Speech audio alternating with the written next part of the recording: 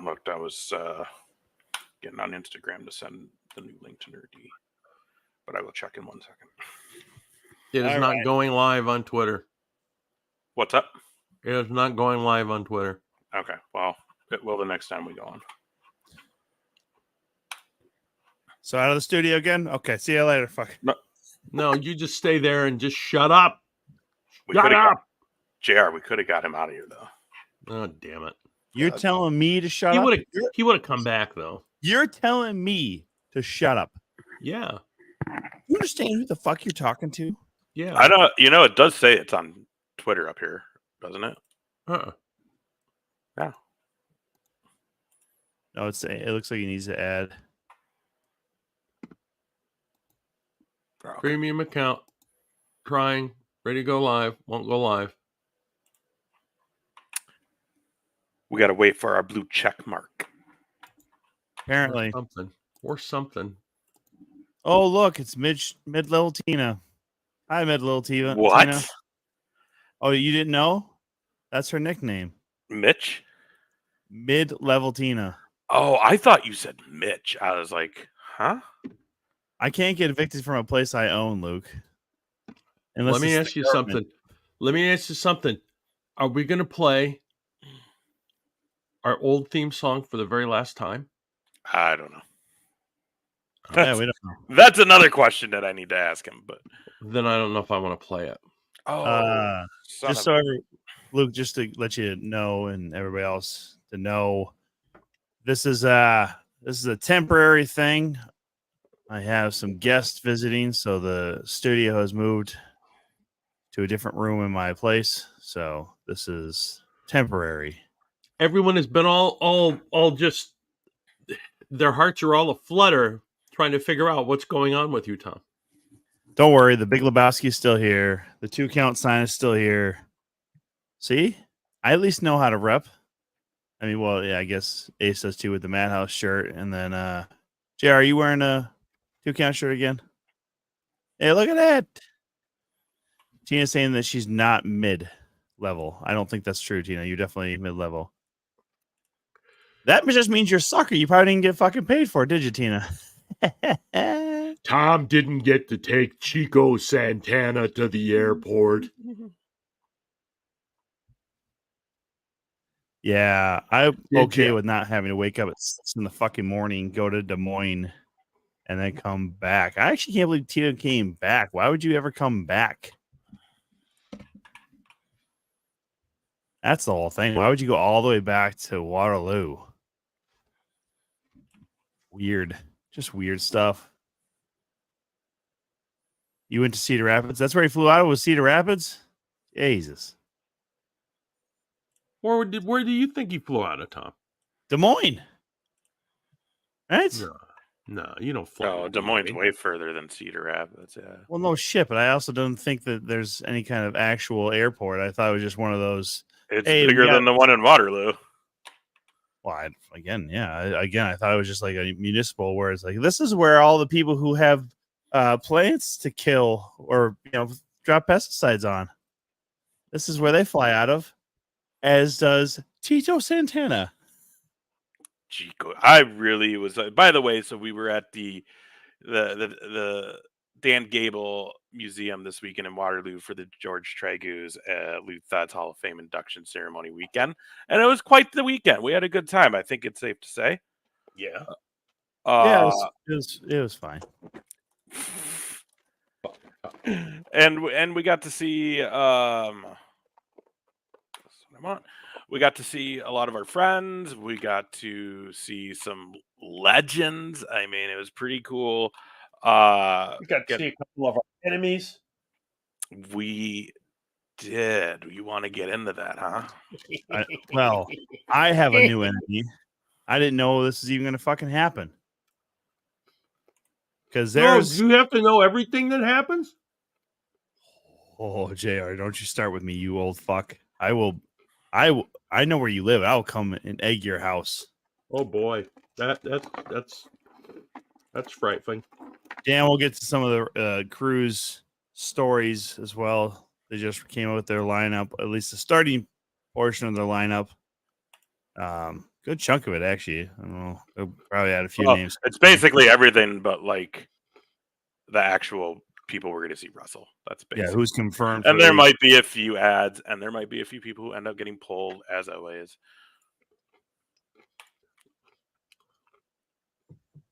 Oh yeah, because it's the Golden Weasel chant is pretty much strictly for Madhouse. Yeah, mid-level Tina. Well, she knows the Golden Weasel when she sees one. You're a golden weasel. You're a golden dipshit, actually. I don't think so. Listen, this just... I never had to pay anybody to kick you in the balls. And to get your revenge, you had to kick somebody in the balls. It's just... I have my own revenge, and then it just so happened I was happy to pay somebody else. Also, by the way, just so everybody knows, NUR-D is coming. He's just running a little late right now, but he is on his way to the show, so he will be here shortly. But well, you guys, first of all, you say this shit without context. So Bryce Jordan and Jimmy Wild had a match at Hall of Fame. Awesome, by the way. In this match, the Dirt Dog gives old Bryce Jordan a kick to the old bread basket, and not bread basket, cojones. Just say cojones. Oh, in the bread dick. basket is more like the gut. In the dick. Yeah. To JR's delight. Hall of Fame crotch shot.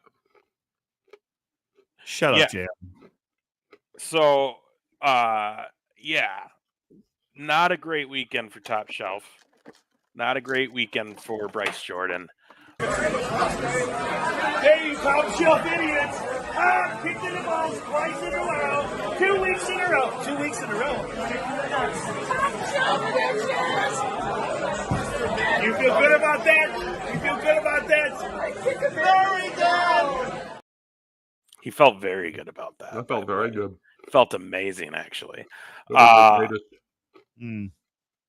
So yeah, that's what's happened, and but we also had this develop. Hey, Jimmy. Yeah. Hey, what's up? Good to see you. Oh, hey, good to see you too, man. Awesome, All right, Glad hey, you're here. thank you. Say, I wanted to say first of all, man, I'm so disappointed that you lost that Madhouse championship. Dude, I'm so pissed off about that. Yeah, but here's the thing. You did something that I need to pay you off for, and here you go, my friend. You mentioned it last week. Yes, I knew all indeed. along I had I that love plan, it. brother. I love it. No way. Here's a beautiful thing. Jimmy, two times kicked in the balls. Ow! 2 times in the nuts, baby. Ow! Here's the deal. What, last year JR put a call out, Yeah. offered a reward. It took a full year, and Jimmy Wild was the guy. Yeah, Here's the thing that's beautiful. But also, that was after the fact. Yeah. JR He didn't- initially got his revenge the week before. He didn't expect it at all. He didn't expect it at all. That's the best part of it. I mean, I think Jimmy got him a lot better than you did because Jimmy had that fucking whole wind up. I mean, honestly, I don't care. I wish we would have had video. There was no commentary or video for the show at Hall of Fame this year. So I wish we had the video for it. If anybody, I mean, I don't know, Tina was probably recording every bit of it because she's mid like that, but it really irritates me because Bryce and I were just going to commiserate there, have a few beers, share some laughs if we could. And you got to come over there and just taunt us like that. What a rude bitch you are, JR. I don't think so. I have to know more rude than you. You follow me into the bathroom, getting me kicked in the nuts, and you standing right back there telling me to fuck it. I don't remember this. That never happened. He has a video. He can play it for you if you want me to. It's never happened. Don't. Yeah. There's no video. No. There's no evidence about this shit. See? Where's the video? Where's the video, huh? Yeah. Oh, here goes mid-level Tina again, talking again. What? No, I wasn't recording. Had I known, I would have. Would have.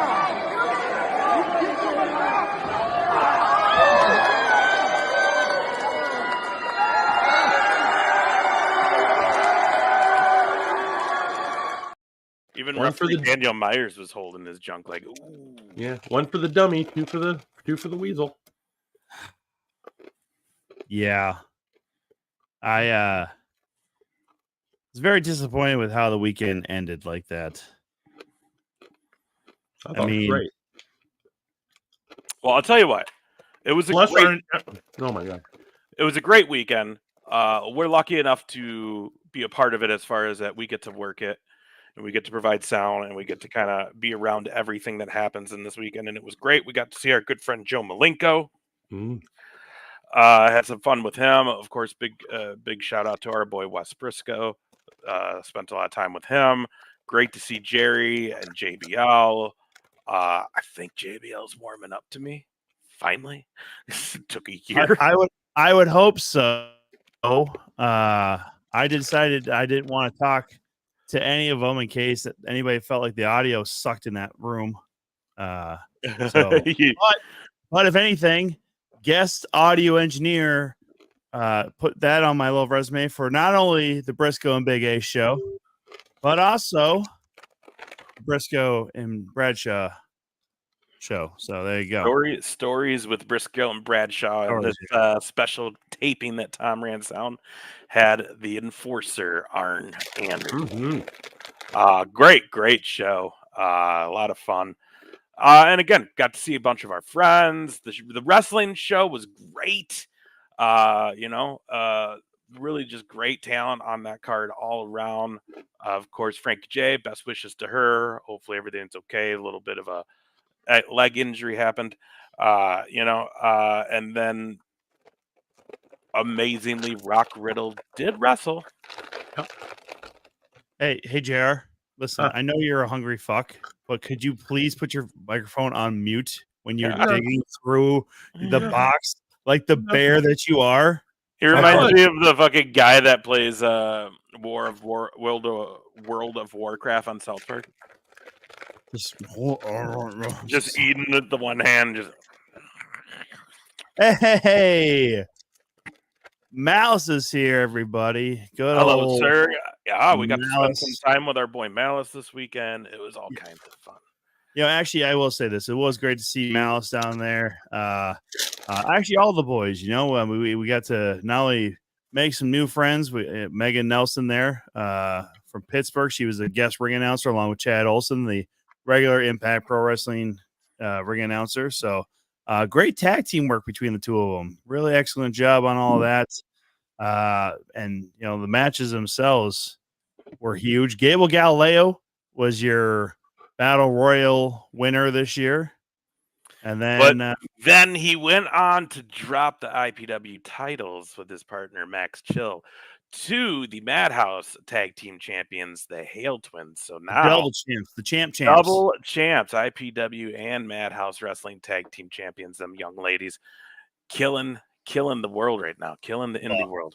I heard rumblings that they're now targeting the Absolute Pro Wrestling Tag Team Championships, but that's just a rumor. I don't want to start it here and now on the 2 count because that's not my job, is to start rumors around here.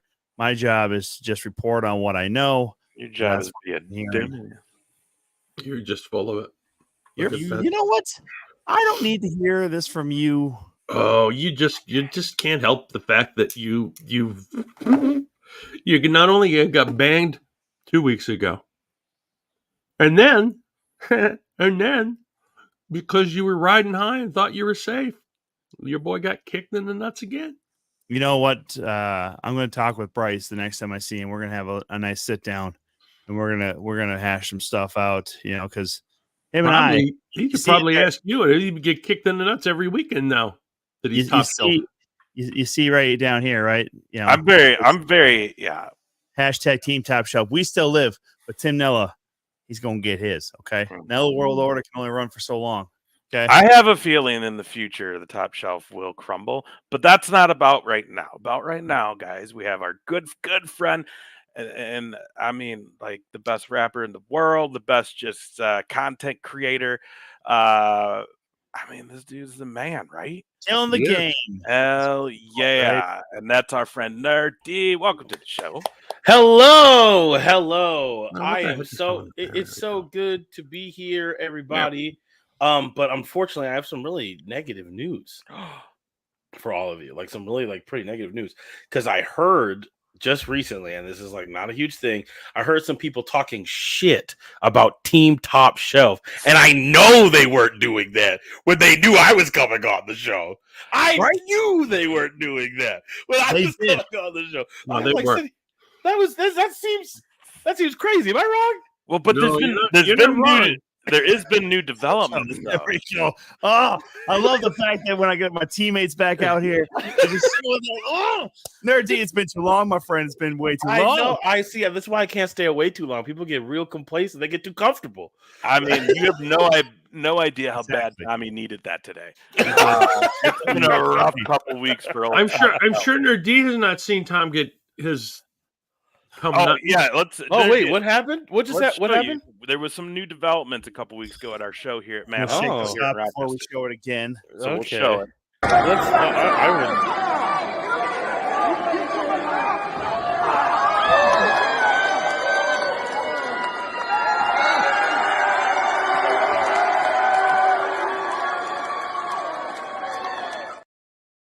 going on, Tommy?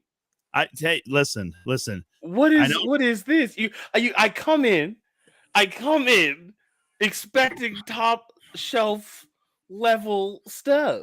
I know I hate to be the bearer of bad news, but JR with his freakish old man strength came through and was able to break my grip there, break my hold, get out of the way just in time. There must have been something. There must have been something wrong with the floor. It seemed like the floor was slick. Maybe that venue really needs to be up to a top shelf standard is what I'm thinking. I mean, here's the thing. The theater is pretty dope area, but maybe it's not fully top shelf dope, if you will. You know what? Here's the thing. Here's the deal, though. You mentioned that, NUR-D. Who could we bring in at our next show at that venue to check it, though? You know what? This is what I'm thinking, because me personally, right? I've been rocking with you guys for a while, right? Yeah. Yes, and I've been this from day one, from the first day. Always. You've always been top shelf. Before top shelf, always. Yeah. And so I think what I need to do, and I think I need to come myself. I think I need to show up in person just to double check things, to check it out. When's a good time for me to come there and inspect and bring the level up? Because I feel like that's the next move. Let me send a message real quick. Well, actually, I think Mike and Luke might even be in the chat room. But, guys, I mean, they're the Madhouse, they're the guys. They're the creators of it all. So they would probably, Mike or Luke, do you have a date? Oh, hang on a second. What's this say? Whoa. Oh! Okay. Well, I guess there's a spot for you November 9th. You know what? November 9th, November of the year 2024. The year of our Lord 2024. Yes. It's done. It's done.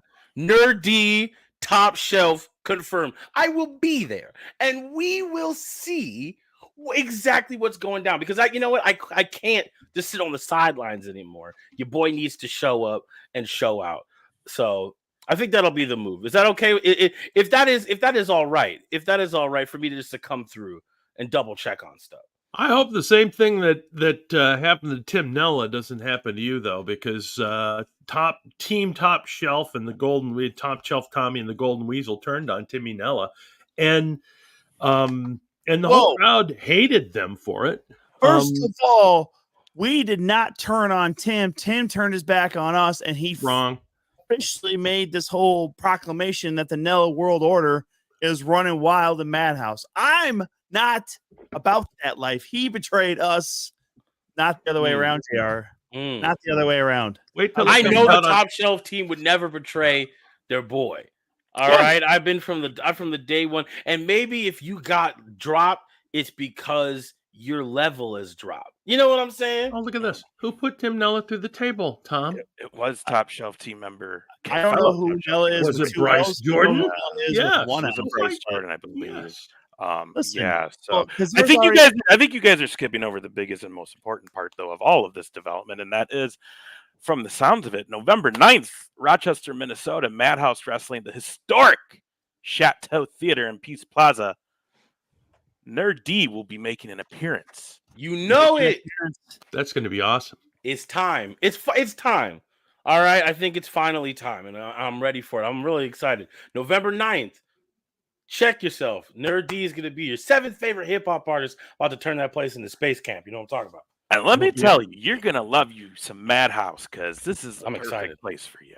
All right. Perfect place for you. That's right. Rochester NUR-D. That's right. Hell yeah. Have the full reign to it quite yet, but we'll work on that. You know, We'll get it. You know, Nerdchester. We'll figure it out. We got options. We got options. We'll make it happen. The NUR-D City instead of Med City. Yeah. I don't know, but either way, it's gonna be in a hell of a night. I think we had 350, 400 people in there 2 weeks ago. Yeah. So, I mean, this is gonna go through the roof. We're gonna have to turn people away at the door now. It's gonna be crazy when I tell you we coming back. Nice. So, sir, first of all, I gotta ask, and obviously, if you were fortunate enough for this, we don't need no spoilers or nothing. I just want to go see or don't go see. But did you get to see Deadpool already? I was a privy to the critic screening of Deadpool and Wolverine last night. Yes, and without giving anything away about the movie, I will say that I have never been so satisfied with a movie in a very long time. Hooray! Like, and I mean that with for all the points of it, 9 out of 10. Nice. Okay. All right. 9 out of 10. It is that good. I suggest everybody go see it. Go see it in theaters if you can. If you like Deadpool, awesome. If you like the MCU, awesome. If you don't like the MCU, you're gonna enjoy the movie as well. Like what I tell you, it is. I've never seen something bring people to the table so succinctly. Like it's. I can't wait. It's amazing. It's amazing. Go see it. Go check it out. There we go. Oh, look at now. Yeah, These that's are 3 p.m. tickets. Bro, that's my Sunday plan right there. I'm gonna go hit that. It's worth it. It's worth your time. Oh, I can't wait. Also, big Monday night in St. Paul, Minnesota. Raw coming to the XL. Is NUR-D going to be there? Oh, you know you might see your boy at Ringside? the Monday night event because you know it's the place to be. Where else would you be? Honestly, if you're a wrestling fan, when it comes to your city, it's kind of when the big dogs come through. You know what I mean? Any of the big ones come through. It's amazing, it's fun to see. It's fun to see that level of athleticism, that level of spectacle, especially if you love this game and if you've been supporting your local talent. A lot of times, you never know who you might see like jumping in on the ring. It's one of my favorite parts about when the big people come is when you get to see your people kind of show up in various ways and. Which is always really fun. So yeah, no, I'm really excited. It's gonna be a really fun Raw, I'm sure. Especially with the lead up, to what people are calling hot SummerSlam or hot WrestleMania, warm WrestleMania. I mean, I'm pumped that it's a go home. I'm excited. I like any go home show. I like a go home show. And I feel like last night was kind of like we're going to give you a little something tonight, but next week, watch for the ending. Because the ending was a little like, okay. Yeah, okay. Nothing wrong with it. Yeah. I think we get more Monday. Yeah, oh, definitely. I am. SummerSlam is shaping up to be interesting. If we're going to talk about SummerSlam, I think it's shaping up to be interesting. I definitely think there are some matches that I'm way more invested in than others. And I kind of, as like one of the big four, though, I'm a little like, where's the sauce? You know what I'm saying? Am I feel weird to say? Like, 100%. Because where's also the sauce? Because like right now, you're like, okay, you just made this huge announcement. Then 2026 in Minnesota, you're going to a 2-night SummerSlam. Yeah, which has not been a thing. You got to deliver then this year and next year on the one night. You got to it's got to be good. So yeah, I'm kind of in the same boat. I'm like, I mean, it's all right. It's gonna be okay. It's gonna be a good show. Yeah, we're gonna have it's gonna be a cool little bit. I think the best one as of right now Maybe CM Punk and Drew Well, that seems to might have be the most one that I'm build most looking as forward far to. as like who they're bringing in for it. It was announced last night. Seth freaking Rollins will be the guest referee for that, but also no tags at all. No, I mean, on right now, but no tags as of right now. Which I think is, again, WWE in general, over the course of whatever, has never been a fan of tag team wrestling. It's been a while. It's constantly kind of just like put off as like a thing that elevates a group that already exists. Right. Or, you know what I mean? Like just a thing to have. But like tag team wrestling being like important. It wasn't since the WrestleMania main event where Sammy and KO won it that I ever felt the tag team championships like feeling like the prize. Right. And even that, it was still a little bit about beating the bloodline being more of a prize than the belts themselves. But like, that was the last time that I felt it was like, hell yeah. That's the biggest. Yeah, So, I forget Judgment Day has them until I see them wearing them. Yep. That's fair because they don't seem to care. Yeah. Well, and there's just a bigger story going on there. Yeah. Because like Finn is very bigger stories with but like the big one is that Finn's part of that tag team championship, but he's very much low key a part of what's going on with Dom, Liv, and Rhea, and he's starting to keep putting himself in it. Yeah, and it's going to be bigger and bigger as it goes because that's the setup. They're setting up that is him and Liv working along together all this time. So I mean, hopefully, I don't know. I would be like the whole like double twist of like everyone turning on Rhea. I think only makes sense like a little bit, but not a whole bunch because like why? Yeah. Well, like why? She was gone. Like what's the bit? And it's not like they're gonna beat her up. Right. You know what I mean? Because like what do you know what I mean? Like it'd be one thing if like they all got her in the ring and then just like stomped a mud hole in her. Then I'd be like, yo. Like, you know what I mean? Because that's usually what happens in these faction things. It's like they all get together, they turn on the person, and they kick their ass. Right. But like there's no way, heel or not, you're gonna show a group of men beating down Rhea Ripley in the middle of the ring, even though I would argue that she's been putting hands on a lot of people and maybe that, something like that, but she's a face now. So all of her sins are forgiven. Well, and also you notice that like Carlito's starting to act differently around her. Yeah. Like also Carlito. Good night. I mean, I don't know why at this point with Carlito, man, I feel bad for him because now he's just been put in the back of another group. And it's like, dude, get back out in front of anything. Yeah, it's like he wasn't in front for the LWO except for the one time in Puerto Rico, which he kind of had to because it was the Puerto Rico show. Yeah. Plus, you had to do whatever you can to make up for Bad Bunny. Yeah. Not being, as trained as everybody else. Yeah. And then you kind of push in the back of the LWO as well, and then when he leaves and joins Judgment Day, then it's all of a sudden like, hey, but But is it to argue like maybe he's getting set up for something bigger because he slowly was like with Dom and Liv, the whole thing, not maybe bigger, but like bigger in that storyline because the whole with Dom and Liv, he'd always be the guy that's like, that's cool. And they'd all be like, no. And like now it's like he's suddenly kind of just backing Rhea in this whole thing. So maybe he'll be like the guy that breaks off with her. Maybe. I just think, again, now granted, maybe he doesn't want to. Maybe he just wants to sit in the back, be in the segments, and hang out. I mean, Carlito's not in his, like, in his prime, as they would say.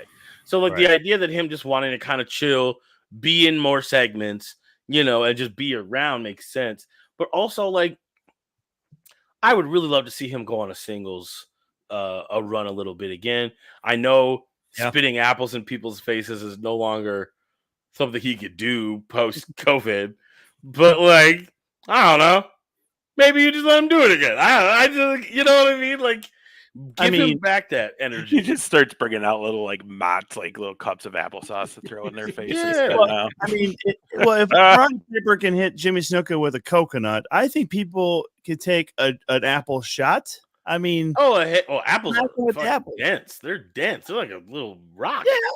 I mean, but you can cut them a little bit, like you can, Or you get like can- a fake apple that like explodes, like you make it a paper mache thing, yeah, and have it like just explode when you hit it with it. Right. Because that could look pretty cool.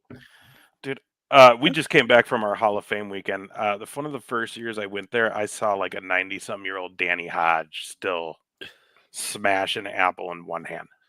Oof. Craziest thing I've ever seen. Like, I just think that'd be cool.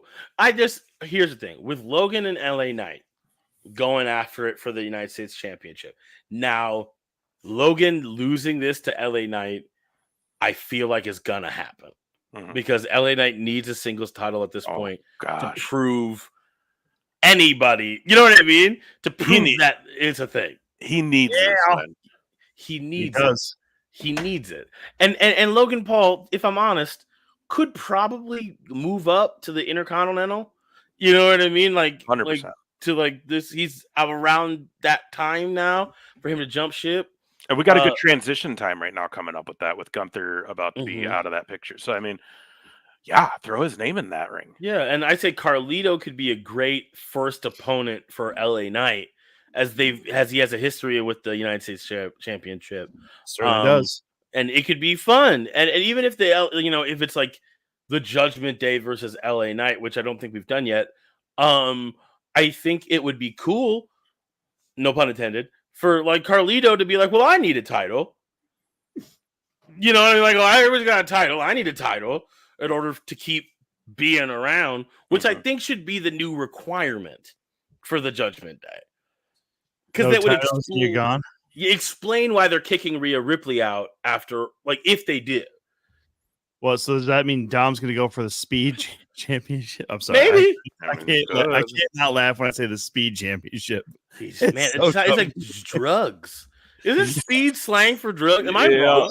Oh, you're right. Right. You're right. I heard that and I was just like, oh, so it's the Booger Sugar Championship. Well, I don't know. Like, oh my god! You know what I mean? Yeah. It's the Mary Kay Championship. What other drugs can we do?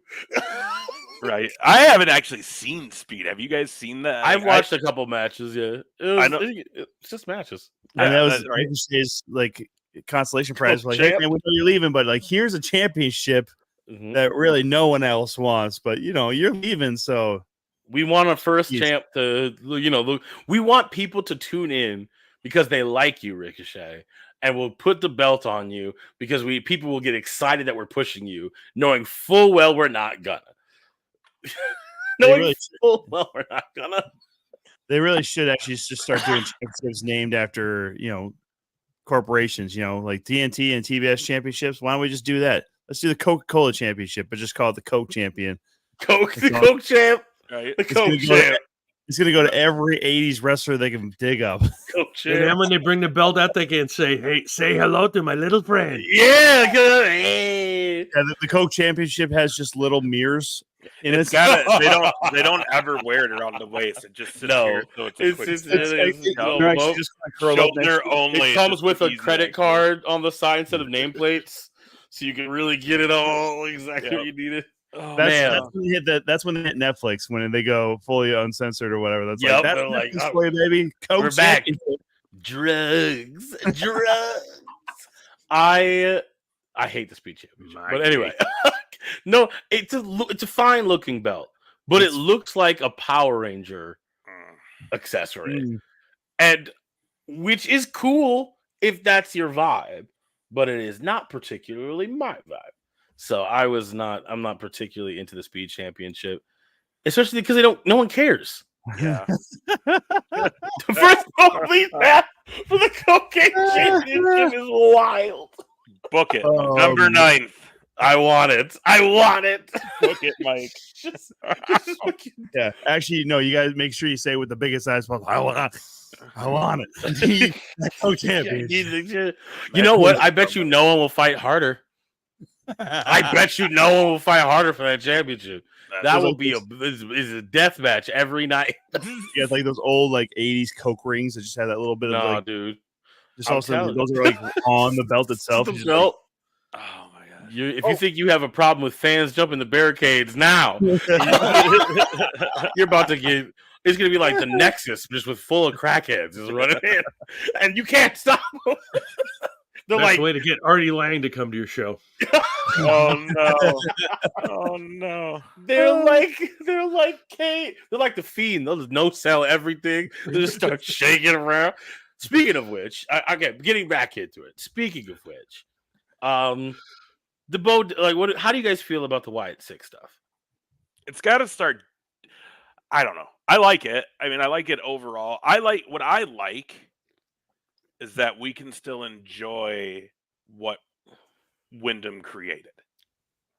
We get to see these characters live on that were, because we all know he didn't get to where he was going with the Fiend and the whole Bray Wyatt and the Firefly Funhouse. Like he, very sadly, just didn't get to finish that story. This seems like the best like pivot, but continuing it now, where these characters now come to life because their master's gone. You know what I mean?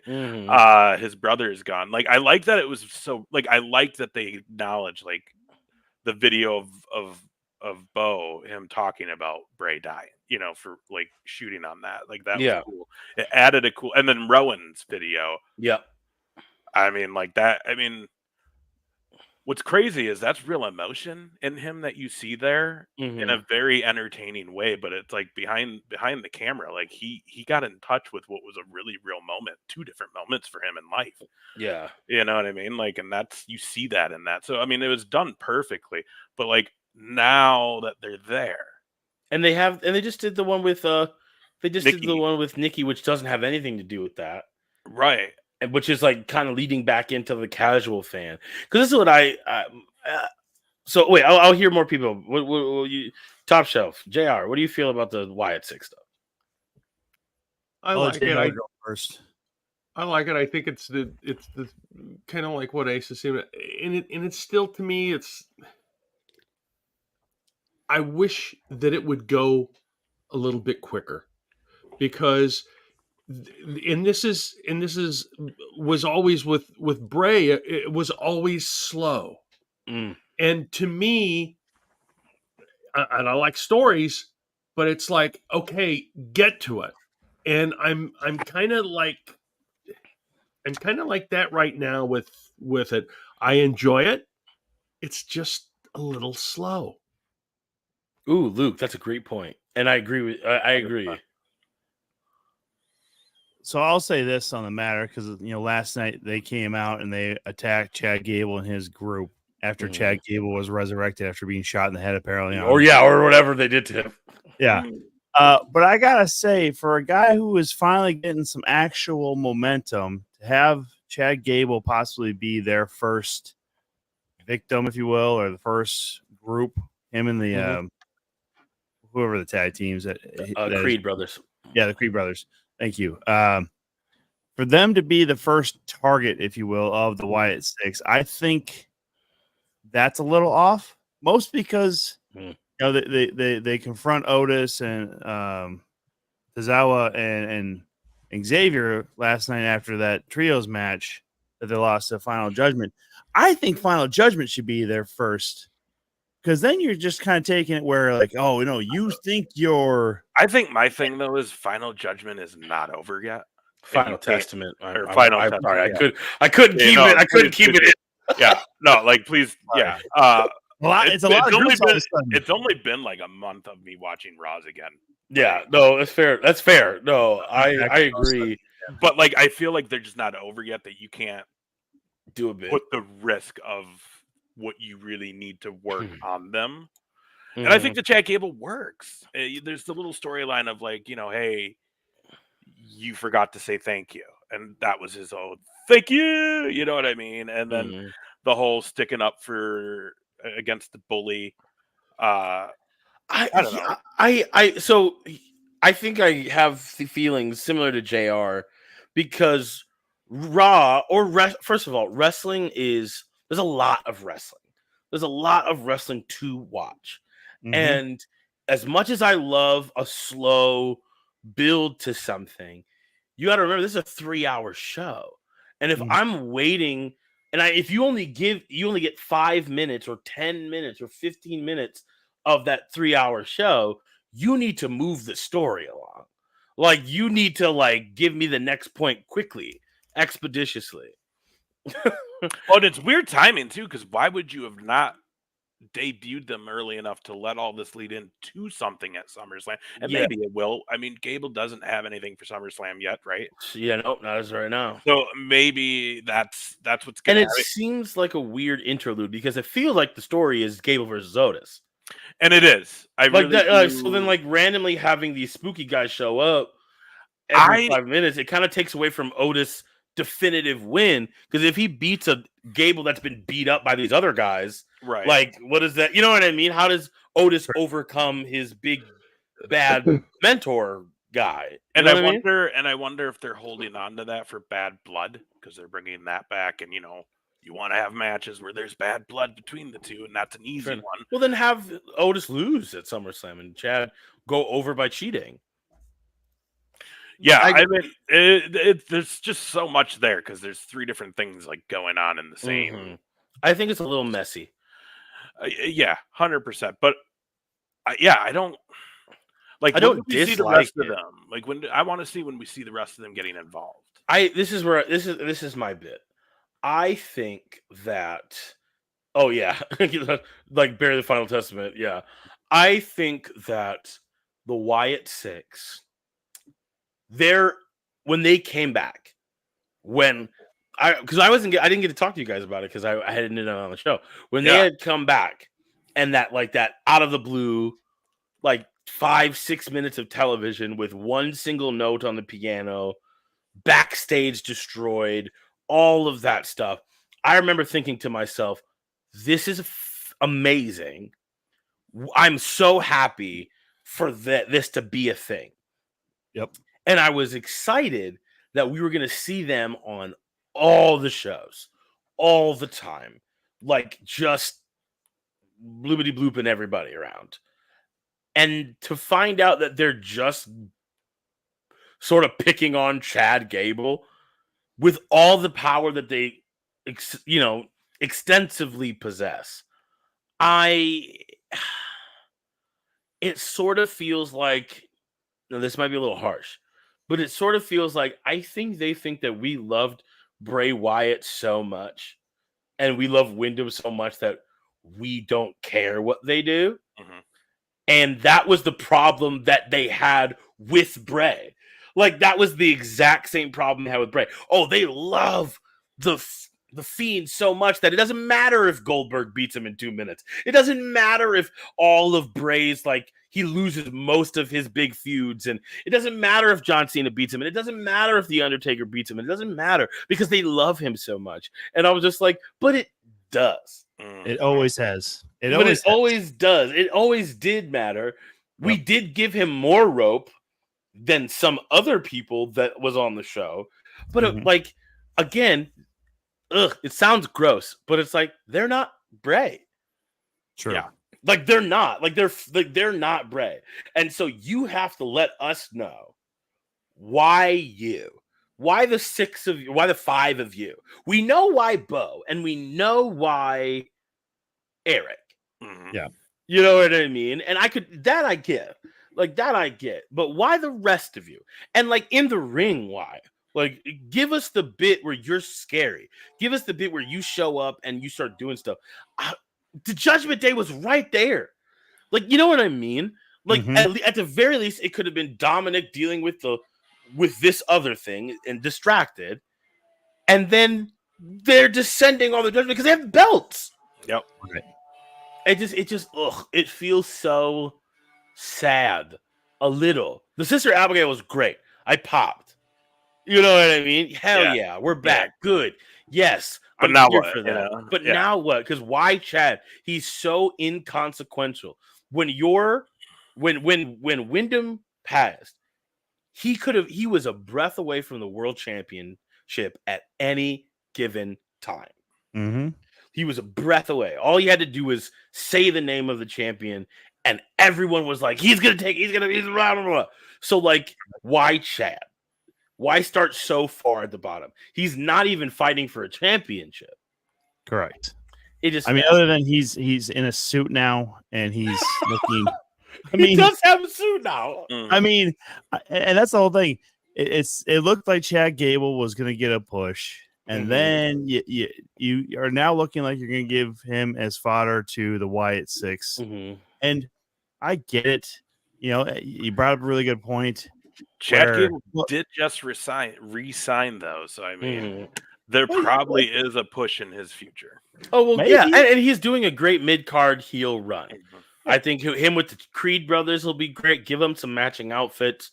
Like they're finally pulling the trigger on the angle bit. Like just that they should have done back when they put him in the Shorty G nonsense. Oh my gosh, you know what I mean? They're finally giving him the bit that he deserves.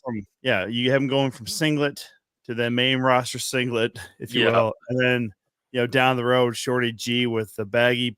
And then that was so bad. bad. And then gets out of that, and he's Alpha Academy, so he's learned. So you put glasses on him. It's just, and then now he's in a suit where if he's really the power player, if you will, like that's always kind of the idea of a suit. Is this is a guy who is, he's of the people, but better than the people kind of thing. So push him that way. But if he's the target because he can work with any of these folk, which he can. He's a great guy to put in the ring with any of those, whether it be Bo or Eric or Dexter or whoever the other guy is in this. I mean, but because I'm just forgetting the last guy. Oh, that's Gacy. Yeah, exactly. So you can put him with any of those wrestlers and he'll be fine. But again, something needs to matter if it's going to be their first target. Yeah, thank you, Luke. I agree. I think like Sami Zayn would have been better, especially if he's going to lose to Braun, which I think he is gonna. Unfortunately, yeah, I think he's gonna. So like at least it would protect him a little bit when he loses to Braun. It won't make Braun look as strong, but he doesn't need to. He's great. His matches make him look strong. Right. Braun will just like run around and Braun looks like he'd really love that speed championship. Right. Yeah. I mean, being the nephew of Scott Steiner with that math promo that Steiner did in TNA, I can tell you for a fact that there's probably been some speed around that Steiner household for a while. But so I'm just saying, like Braun doesn't need to demolish Sami Zayn to look strong, especially because we know Sami Zayn's going to be integral to the Bloodline storyline that's happening. We know it's going to be, he's going to go back to that. So like but then at the same time, they don't want the Wyatt family to come back. Oh yeah, Andrade is the speed champion, right? That's news to me because, they didn't do Andrade any favors with that Money in the Bank either. But. No, but like I think that they wanted the Wyatts to be face. They wanted them to come back and be face, so that they wanted to fight someone that was a heel but was inconsequential. And what I was saying is like the Judgment Day would have been the move for that. Yep. Like Finn, JD McDonough, Carlito. Like, beat them up.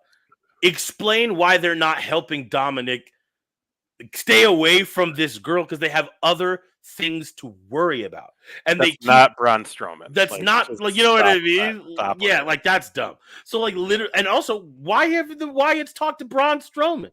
Why are they ignoring a former member of the Wyatt family completely? Like not even mentioning it, not showing up nowhere. Specifically, like Rowan, right? Because weren't they? Well, I mean, Luke Harper. It was like Luke. He was the black sheep. He came. He was like one of the big guys. Yep. Maybe Braun didn't want anything to do with it. Maybe Braun didn't want anything to do with it. And like I could understand that because if he's like, I am emotional, that was like a lot for me. Maybe I just don't want to do that. It's gonna be hard. I'll cry the whole time. And I don't, that'll ruin my character. Heard. You know what I mean? But again... Hey, strong guys can cry, man. Come on. Strong guys can cry, too. But the WWE fan base at large might not agree with that. I think that's exactly what you're getting to, yeah. Well, the other wild card in this whole thing is Alexa Bliss. because we know what this week a video came out of her training doing. I can't remember if it was Twisted Bliss or Sister Abigail, but she did one of the finishers in the ring. So you've got to think that she's she's coming extremely close to coming back. And that would be, again, a good addition. If it'd be a good addition, especially if they go after the women's tag titles, her and Nikki Cross. Yeah, because they've been there before. Makes sense. Before. And if you're gonna do, like, I'm all for putting all the titles on the Wyatt Six.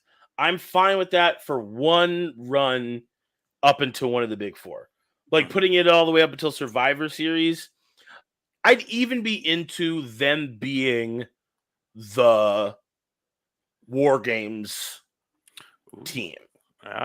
With Bo and Eric and Gacy and Dexter. That's 4. But you usually have 5, right? In War Games, am I wrong? I think they've done both, actually, haven't they? It is usually 5, though, I think. And then so you do the 4, and then Braun. And then you just have Braun. And then you have the 5, and then you pick the Judgment Day, or you pick another group of people that are the Bloodline. I mean, Wyatt Six versus the Bloodline would be weird where they're at right now with Solo and the Gorillas and the werewolf guy. But Jacob Fatu. Yeah, like I don't, you know what I mean? Like I don't. They've kept them so far away from each other. It feels like, you know, the U.S. and like China. It feels like they're so they're like in so different worlds right now that I can't see them together. But like, I can't think of another big team that you would want to put that are heels that people don't like against the Wyatt Six, other than the Judgment Day, which is why I keep saying them. But like, yeah. Speaking of Bloodline stuff, how do you guys feel about it? I think it's time for Roman Reigns to come back. I'll be real honest. I like Solo, but like Roman is what built the Bloodline storyline. He's the only one that can carry it. I'm sorry, like Solo can't. The Paul Heyman stuff in Solo, great. But like right now, I feel like it's hitting a lull. Like I feel like at SummerSlam, either Heyman has to come back, Roman has to come back. Something has to be added to this story. Also, what are they doing with Jay? Yeah, that's the other thing. Like Jay should just be such a bigger part of it. Well, I think they're waiting for Roman. I think they're waiting for Roman. I agree. Jay should be fighting for a singles title, one, and like winning it. But also just like, I think they're waiting for Roman because they're going to do the enemy of my enemy is my friend sort of deal. Me personally, I think Roman should stay away. I don't think he should come back at SummerSlam. I know a lot of people think he should. I don't think he should. I literally think he should stay away until the Royal Rumble. That's my personal opinion. I think that's what will happen. Yeah, I think also I heard somewhere that Netflix was kind of like, we want Roman. Yeah, just wait. I think we wait until Royal Rumble, because this is my bit, right? Solo, I think the Bloodline has had multiple lulls in this 4-year storyline, if you think about it. No. I think it has. It's been up and down. It's starting to feel like how might be a little harsh. It's starting to feel like the NWO. Yeah. Ooh. It's starting to feel like the NWO, and like and how the NWA was cool when it started. You know what I mean? And then all of a sudden, it kind of just like, now who are these guys? Like, who are these guys? Granted, I love the Gorillas. Okay, I'll take that back. I love one of the Gorillas of Destiny. Is it Tama? We all love Tama. Yeah. I mean, I'll be real honest with you. I can't wait till they get to Netflix and they allow him to swear again, because Tama Tonga swearing in New Japan, or when he was Bullet Club too. Best. Like, yeah. I mean, so you bring up like NWO. I would actually say like this iteration of like the Bloodline is a little bit more like, when you look at Bloodline or Bullet Club now in New Japan, it's almost like, who are all these guys kind of like thing? Well, yeah, where are you from? Jacob Fatu's cool, I guess. I'm sorry. This is my bit, and maybe I'm off. I am a little bored of I'm just so strong in Samoan that nothing can hurt me. Is such a bit at this point that I'm kind of like, okay. Like he took the spike, the DDT, drape DDT, and popped right back up, and Randy Orton looked like a freaking loser. Like, a loser. Like this is he's the third most reigning world heavyweight champion in the history of the company. And he hit him with one of his signature moves, and the dude just sort of bloop, and he's not magic. He's not he just kind of goes like, nope. And not even he jumped right back up and Randy saw him. Randy hit him with it, turned it around. He was like, yeah. I remember looking at this video going like, they did my boy Randy like that. Who is this dude? And maybe that's me. Maybe I'm ignorant of who Jacob Fatu really is. Maybe he's really like that. But I was just like, well, I mean, Jacob Fatu's big claim to fame was the MLW World Champion, which MLW it's getting down there. I mean, you're talking probably the top indie promotion. I mean, you really got to figure WWE, AEW, TNA. Yo, I got the high score on Dig Dug. That doesn't mean anything to me. Yeah. You can go check the local. First of all, Dig Dug is a dope game. It's a great game, and I'm awesome at it. But why does that make me a badass? No, what have you done lately? I don't even know you. At least Solo in NXT was he had, you know what I mean? Right. They showed why you could go back in the world of the WWE and see how they were super, super cool. Yeah, Billy. Oh yeah, do not F with Samoans. Yes. That is very true. It's true, but also like you mentioned, as far as the tough guy can't beat me Samoans. I mean, we're not only just seeing that in wrestling, but you see so many American Samoans in the NFL now and college football. I mean, they are. I mean, heck, and even that this American Samoa rugby team is just killing it. I mean, they're top. We love that. I love that. That's fucking dope. So they are always tough, but it's just. I just feel like the trope. I feel like the trope is approaching on a thing that I would raise my eyebrow at, especially because so many of them don't get to speak. Yeah. You know what I mean? It's starting to get they're monsters. They're all Umaga. Yeah. Look at one of the best tag teams that was back in the days, right? The Wild Samoans. I mean, you're already looking at this as far as or head shrinkers too. Then too. Yeah, and this is what they generally were characterized as. Yeah, and that's why I'm kind of just I'm getting to feel a little bit of a Papa Shango situation going on, and I'm wondering who's at the wheel.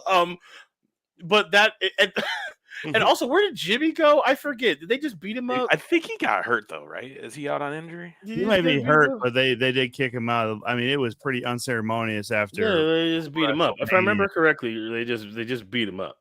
And my bit is that I want Jimmy and Jay to come back together, but I want Jimmy to be insane. One of the best, again, we talk about the lulls, right? Mm-hmm. After Jay left was it SummerSlam? When did Sammy betray Roman? I forget when that was. Yeah, was that SummerSlam? I think it was. Or no, would it have been? Was it Royal Rumble? No, Royal Rumble, because then did it lead to Mania? Yeah. Okay, so when Sammy betrayed Roman Reigns, I think that was the really the biggest point of my favorite portion of the Bloodline storyline. He hit him in the back just like Seth. It was a very big bit. It kind of still kept going with Sammy, getting Kevin Owens back on his side. and then they won the tag team championships. They beat the Thing, right? And that's the peak. It started to fall again after that. And in that lull, we had the Yeet versus no Yeet sort of timeline portion of things. Yes. And in that time, Jimmy was the thing that was saving the bloodline every week. Him being this, like, what are you doing? Why are you acting like this? Like your brother doesn't like want to talk to you anymore. You're clearly being abused. And he's just like, yeah, that was fun. Bring insane. Also, let him do the haka again if he wants to. If he wants to do it, like, let him. Like, I remember, I tell people all the time, and they hate me. I liked face paint Samoa Joe in TNA. Yeah. Right. Nice. I liked that Samoa Joe. I don't care what anybody says. Let him do that. Have him run around with a machete, popping up around corners, just being like, I will break your face. Like, I want him to do that. So then you can have Jimmy and Jay come back and, like, beat up the bloodline, and then Roman comes back at the Rumble number 30. Yeah. Have him come back number 30. Lose because Solo keeps him from winning. That's what I want. That's what I want. I want the bloodline to come in, beat up Roman, toss him off for, like, nope, not, you're not letting you come back, and then let John Cena win the Royal Rumble so he can break Ric Flair's record. Yeah, I mean, that should be part of the retirement party for John Cena. So how do you feel about that? This John Cena retirement tour. Let me tell you, my friends, my countrymen, I have never switched up on Cena. Not a day. Not a goddamn day. The doctor of thugonomics, the apothecary of appropriation, my favorite. Like, I will put the asterisk on it all day. That, like, did he unceremoniously steal from Black culture to have every single thing he has? Of course. Did I love every second of it? You bet your fucking ass I did. I loved it so much. I've never stopped loving John Cena. Not a day. Super Cena, I loved it every time. Every time he won, I was like, hell yeah. Every time. Stay mad. I loved it. So when he said he was retired, yes, Mr. 5, and you only need 5. All right. And I tell people, everybody make fun of, like, oh, you only got 5 moves. You only got 2 moves in bed. Is pump and lay down. So you shut your whole mouth up. Don't you ever talk about my boy. The 5 moves is still 3 more than Hulk Hogan ever had. Exactly. And I don't ever want to hear. And then he was pulling out springboards. He was wrestling for y'all. He was wrestling. The whole crowd booed him. They hated him. And he came out every week with this colorful shirts on and made millions of dollars for these people. He has more Make-A-Wish Foundation requests than anyone alive. Yes. John Cena is that guy still. And then he just started, like, doing funny shit, like running around, like falling over for the Undertaker. You know what I'm saying? Like, the man is the business. There are very few people out there that I could say are the business. And John Cena is the business. And specifically WWE. He's specifically the business of WWE. The company guy. He's the company guy. And when I heard he was retiring, I teared up. I choked up a little bit. Because I was like, damn, this business that we love, this thing that we love, is one of the only forms of fictional entertainment that lives on our timeline, that we will die with. Like, you know what I mean? Like, it moves on without us. And the wrestling, you know what I mean? You can rewatch it, but it's never over. You know, it keeps moving. And to see John Cena, pillar of this industry for so long, finally be like, hey, you know, I'm on my way out, guys. Like, and not like in a, oh, you know, I'm on my way out, Mark Henry, salmon suit, but like a real talk, like on his way out. That was still a moment, though, right there, and that was one that even John Cena got just got whooped on. And AJ Styles did it too. AJ Styles did it too, which I love. I love a salmon suit. I'll never trust a salmon suit in wrestling ever. You shouldn't in the first place. I mean, it's a hard color to pull off, especially like a big old man. It doesn't matter. color of the skin. It's just a big old man like Mark Henry having that salmon colored sports jacket. I mean, that's something. Yeah, Luke, that's a very great question. I don't think they have. I think Cody has it. Mm-hmm. I think Cody has it first. I think Jade Cargill had it when she first showed up. I think they let her have it. Bray obviously had it. LA Knight had it for a minute. If they had trusted it, Roman Reigns had it. Jay has it. That's the other bit. Jay has it. He needs more interesting movesets in the ring, but Jay has it. Like, you know what I mean? So I think people still have them. And I would also argue that maybe Kevin Owens has it in a different type of way. For sure. Kevin Owens reminds me of Triple H. Mm-hmm. Like, he feels like he'll just be around, like, and just do this because he'll do it and he believes it. But oh yeah, for sure. Panda. But like, yeah, I think John Cena be retiring. So wait, let's go back to this one because this is what I was going to ask you too, and that is who's going to be his final match and who will be his first return match. More interested in, I mean, let's answer both because we love Malice, but I'm very interested to see your take on who his final opponent will be. Final opponent? You know who I think would be fun? I don't know how you do the build, but you know who I think would be fun? I think it'd be fun if it was Cody Rhodes. Yeah. I know that's like a tough face versus face sort of thing, but and everyone would know how that ends, but it's a lot like Shawn Michaels and Ric Flair. Yeah. Where everyone knew how that was going to end. But it was more of like a moment. And if Cena's like, I'm going to break my record and I'm going to go after Cody Rhodes, like the biggest guy. Like, I was the face and I'm going to go after the top guy. I'm not going to go after I'm not going to shoot for anything other than the very, very best. Because if I can still beat the very best, if I can still do it, if I can still perform at that level, then maybe I don't leave. Then maybe I don't go away. Like, because I can do it. And I think that would be the energy they put into it. A face versus face sort of energy would be kind of interesting. And I know he would never do it because he's John Cena. But could you imagine if he considered, like, Roddy Piper and Bret the Hitman Hart? Mm-hmm. When you remember that match where Roddy takes the chair, or was it the chair or the ring bell? I forget what he was, but he's about to hit Bret with it, and everyone's booing him. Mm-hmm. And he looks around and he's like, "No, like you know what? No, I'm not going to do that." Yep. Could you imagine a John Cena like fighting? Cody's not going down, and he takes a chair, and everyone goes like, "Is John Cena gonna hit a man with a chair, bro? Like, and did cheat to win?" Like, I think you could put this seed of John doesn't want to go. 100%. I think you could start him out hot. You start him out hot, and he's like, "Wait, maybe I said this to her." Like, yeah, like I think you maybe put him in the I don't want to go. Maybe I don't want to go. Maybe I don't want to leave.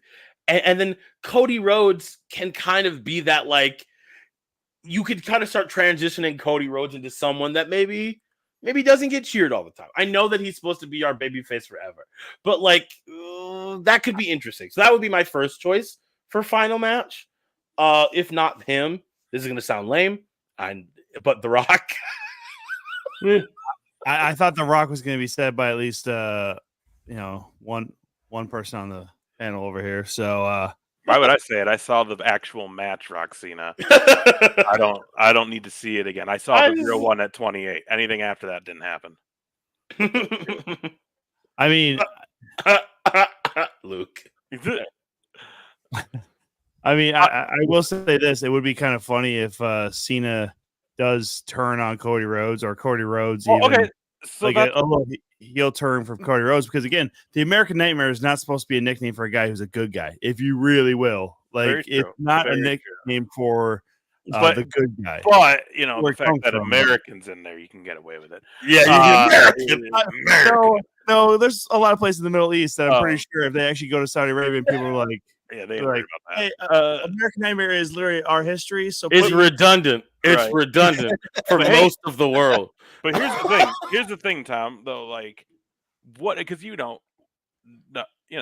could all be smoke and mirrors, right? We never Right. know in the world It's of wrestling wrestling, what's yeah. real. Mhm. So, what if we get to what is going to be the final match, and say it is Cody, and say Cena ends up going over, but he just fucking heals like no tomorrow. I mean, he does every dirty trick in the book to go over on Cody, and then we get another like 6 months to a year of a heel Cena because no one ever thought it would ever happen. Because Cena did say that he's not done at WrestleMania. That's just his last WrestleMania. He said that in the press conference. Mhm. So we know there's going to be some stuff after that. And the idea of like the ultimate hero becoming the ultimate villain in his final hour to beat Ric Flair, to be the best, and like on paper, like without any, like there's no debates. Yeah. Especially Multiple titles. Yep. especially if you're gonna make Roman face. Yep. Mhm. Would be really freaking interesting if the actual last match of Cena, because he beats Cody again. This is me just fan casted now, right? WrestleMania, he faced Cena. Super Cena comes out, super cool. Cody Rhodes comes out. They have a really hellacious match. It's super great. Like, he's pulling up on Cody's shorts, and he's like, do it, just do it. And Cody goes, he picks him up. Cena drops to his knees, low blows Cody, everyone shock. He goes down. You can't see me. Boom, 5 knuckle shove. Doesn't even do the AA. I don't even think you do the main move. I think he hits him in the face. 1, 2, 3. Cena walks out to the most shocked crowd since that would be the most talked about Mania moment to destroy Cody Rhodes, turn heel, and beat Ric Flair's record. And what better way to beat Ric Flair's record than with a dirty trick? And then on top of that, you don't retire. And then you don't retire. So that was all a lie. You come back, you take it, and then you say, I'll retire once I lose this belt. This is my belt. This is me. I'm the company. I will never leave it. And then you have Roman Reigns show up. Yep. Who's now a face, who's beaten the evil version of the Bloodline, even though the Bloodline was always evil. And you put in the evil version of the Bloodline, and he goes you said you were only here because I couldn't do my job. But I did my job. I did it. I was here. I'm the longest reigning champion that anyone's in the modern era. I am the guy now. And you need to leave. And then they have that. And then again, I hate heaping on more things on Roman Reigns. I hate heaping more things on Roman Reigns because he has so much already. But doesn't that sound fucking dope? Doesn't that sound full circle to y'all? Doesn't that sound really cool? He beats John Cena because he's beat Undertaker, he's beat Rock. He retired the Undertaker. Did he retire the Undertaker? We don't count Saudi Arabia, right? So he retired the Undertaker. He's kind of the longest reigning WWE champion that in the modern era. Mm-hmm. He's got a lot of accolades, but you know what I mean.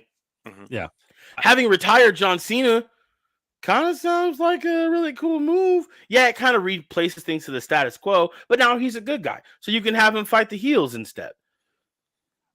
I'll throw out an idea that popped into my head here real quick when you were going through all that. So he, Money in the Bank, right, is when he said that he's got a year, right? Mm-hmm. So WrestleMania. Set him up. He gets the title there as a heel, right? Mm-hmm.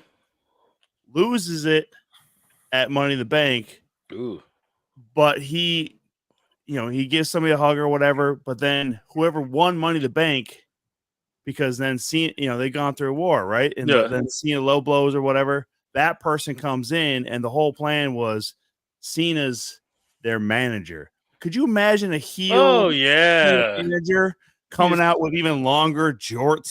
longer jeans, if you will.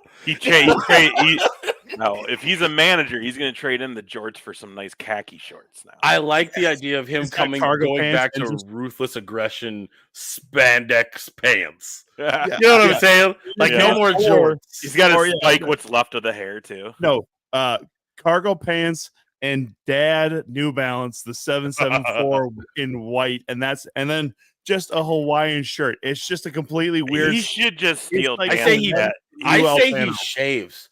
I say he shaves bald. He does need to. I say he just goes full bald, and that's he's evil now. Evil John Cena. This is what you all wanted. This is what you all want. And put a backwards hat on him. Keep the appropriation because that's a part of the spice. For me, part of the spice for me is him being like me being like way down here. Like, it's just annoying.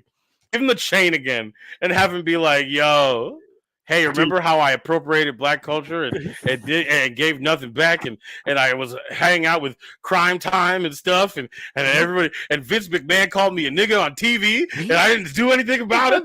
Like, remember all that? Yeah. I liked it. It was fun for me. Like, make it win. That, John Cena. I'll love you forever, John. I'll love you forever. Because if you walk off to the sunset without acknowledging that, I will never talk. I will never say a nice thing about you. See, and that's the thing. If it's really his final run, there's going to be some teases of all his records. It has to be. It has to be. Like, there's very few wrestlers. So here's what I had said though. I thought this would be hilarious. So, but because of R-Truth is still there and his whole John Cena's his favorite wrestler, I was like, how great would it be if Cena goes out on his back to R-Truth? And that's the only accolade. It's WWE career. It's his biggest pop ever is beating his childhood hero, John Cena. I'd actually really love that. I'd like it. Here's the thing, right? If John Cena turns heel, beats whoever, I don't care who it is, but he turns heel to win, I still think it'd be Cody Rhodes because he's the biggest babyface, right? Right. And when I say he turns heel and beats up Cody Rhodes, I mean like beat him off television. Yeah. Like beat him completely off television. And then R-Truth is the first one who's like, that's not the guy I believed in. John, what happened to you, baby? Like when I was a kid watching you like, and then he's his first defense is R-Truth. Yeah. And give R-Truth like a full on, like, I'm gonna come back. Cause that sounds like because you'd believe somehow that R-Truth could beat a heel Cena. He couldn't beat a face Cena, but you believe that with enough like truth juice, you know he's got to introduce truth. I'm surprised they haven't introduced truth juice. Yeah, I'd buy it. He's like, it's time for some truth juice, baby, and he drinks it and it pumps him up like spinach, like Popeye spinach. He's one of the only wrestlers that you could do that with now. You know what I mean? Like who's like silly like that. But I mean, he's got quite the list of shit like that. Is he still the only one that actually got to smoke a cigarette on TV? I think so. Still, I would love to see the truth juice. All of a sudden, he chugs it instead of his like muscles getting ripped. He says some weird shit like JFK was an inside job. Don't say it. That sounds hilarious. Cena versus Trump shot himself. Oh my god. Cena versus Punk is something we're gonna see. It's just where and when. So I could see this not only just being a retirement tour, but like a receipt tour, right? So everybody who ever felt like John Cena did the wrong, or like the fans thought, like, so capital punishment against R-Truth. Now R-Truth gets that win back. Punk gets Summer of Punk back by beating John Cena at least a couple times. Wade Barrett, right? Comes back, gets a victory because Nexus was wronged back. And again, that would be a fun thing for a heel Cena to do. Yeah. Because you know where match, you're all of a sudden like, well, I mean, they're beating the bad guy, right? So that makes sense too. Where and that's the business. Well, and that's the business. Yeah, like let him come over because everyone says those were mistakes. Yeah. Everyone says that those were mistakes and believes that. And so he can kind of acknowledge that in his going away. Here are the things that I would have done differently in my youth if I could have. Yeah, exactly. I mean, that's the thing. That's what's cool about it. It's like Cena's been a long enough that you can do that kind. It's like Cobra Kai, right? It's a Mhm. great TV show, but when it first started, after the actual movies, Dan, what's his name, wasn't the hero. Johnny Yeah. was the hero. You know, Yeah. so the guy that we've all for many years have thought was the asshole, and how dare Mhm. you, poor Daniel. And then you watch this first episode of the Cobra Kai thing, and it's like, man, poor Johnny. Poor Johnny, you know. So like that, the role reversal, and he wanted to be a heel at one time, and they were Yeah. like this close from pulling the trigger. It just Like 'cause he he's- had the gear made. He has, because he just sold so much merch, but now he's not gonna. And Cody's honestly, taking that spot. They well, could they already have a guy. So if he's gonna have one more run, again, like I said, there's no better way to honor breaking Ric Flair's legacy than by doing it with a dirty trick. I think Rhodes too, and against the road again. Yeah, there's so much there, and there's so much there, and Cody's great, and we love a babyface, but a long-standing babyface champion doesn't work as well as a long-standing heel champion because people don't pay to see the bad guy. People don't pay to see the good guy win. People often pay to see the bad guy lose. Yeah. Mm-hmm. That's where the money comes. They're happy when the good guy wins, but after a while, they turn on you every single time. They turned on Cena. They turned on Roman. They turn on everyone. So, just let Cody have his moment. Everyone's going to believe it. Set it up just like Shawn Michaels. Have Cody go down to NXT and talk to Shawn Michaels about what it was like to end the career of Ric Flair. You know what I mean? Have those conversations. Build it up. And then we think it's going to go just like it went then. And bow. And then the whole world changes for a moment. Yeah. I mean, I remember when Hogan was the third guy and how big of a deal that was. This would surely surpass that.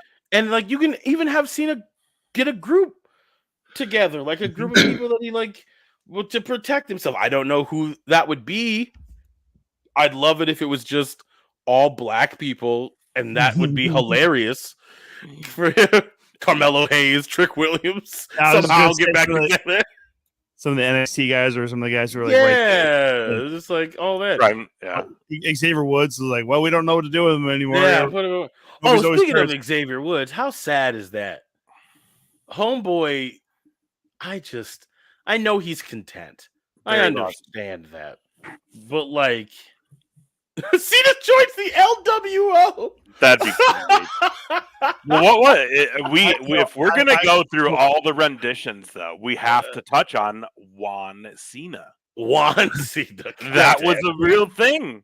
You guys remember that, right? Everybody. When he lost to Nexus and was fired, he was showing up on the house shows in the purple and gold mask, and it was Juan Cena. Oh man, that's awesome. And yes, we definitely should do that.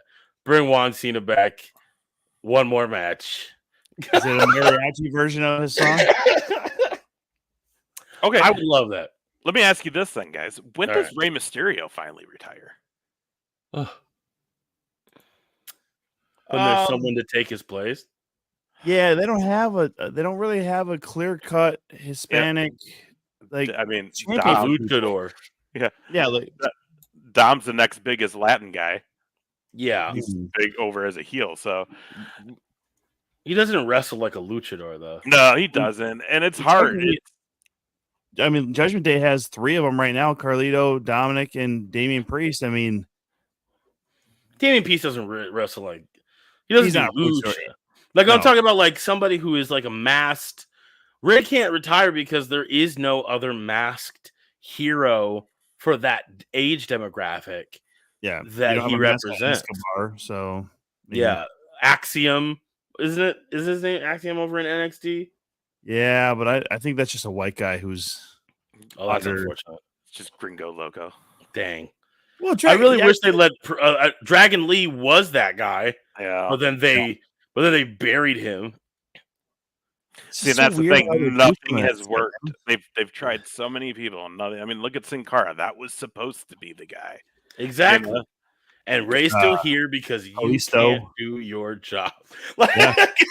just again, one of the best promos in the history of promos. I say Well, top Lucha House 10 for Party me. could have been those guys if they would have given them something more than just one guy in a smoking jacket and then two other guys just. I mean, At least Please. Mexicool got riding lawnmowers. That was, I remember that. That was funny. but still also hitting the stereotype a little too Yeah, much. we're Hey, real close to like, lawnmower. who's in charge Hispanic here? guys, they are your gardeners.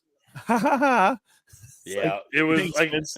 yeah, Vince McMahon showing class all the time. Oh I gosh. have Mexican gardeners. Isn't that what they do? They wrestle or they're gardeners, right? I'm like, shut up, Vince. That's good shit. That's good shit. No, Now, I was going to ask you something else because we can't deny the fact that you, my friend, are an amazing hip hop artist, amazing Thank you. musician, rapper, singer, all of that stuff, and we're very excited. I got to, which, by the way, that the show that you and DJ Hayes were doing, and I still don't know how I ended on that. I was literally trying to just get in your chat room. And then all of a sudden, I just heard you guys were like, "It's Ace," and I was like, "Oh my god, I'm on!" What the? We put you right on. Yeah, I was like, "What the hell?"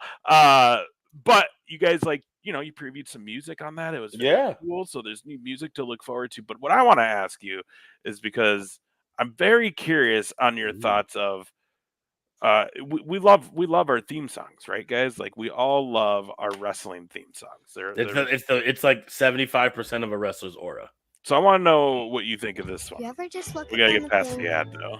Oh, come on. You couldn't have loaded this up freehand? Here we go. I was trying to, and I got lost. He appears. I believe in Joe Hendry. I'm looking for him. I'm sorry. He's probably in my house. Believe in Joe Hendry. Cause they love him in London and Paris and Tokyo, America, Scotland and Canada and Mexico. They say All right. I don't want to get in trouble. I don't want to get copyrighted. So, real quick. But, I mean, this thing charted in the UK. Do you think in, like, the current era, this is one of the better theme songs that come out as far as it does its job?